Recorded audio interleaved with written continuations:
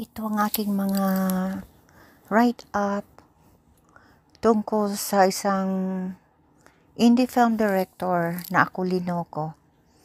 Kinuha yung budget ng ipoproduce ko sanang pelikula na ang pangalan ay PhilCan.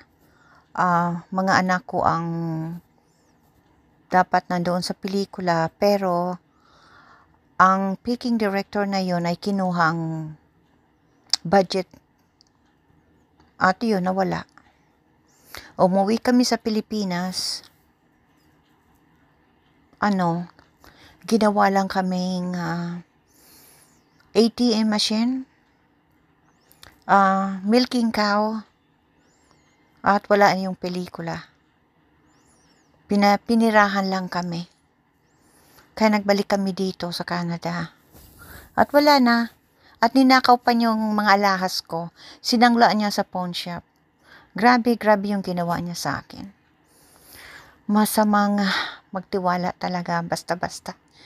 Yan ang yung pinakamahirap na ginawa ko sa buhay ko. Kung bakit nagtiwala ko basta-basta. Napakahirap pala na yung basta ka na lang mabigay ng pera na hindi mo pa masyadong kilala ang isang tao.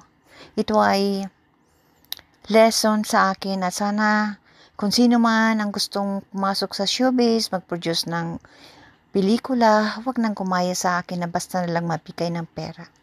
Okay. Maraming salamat. God bless everyone. Thank you.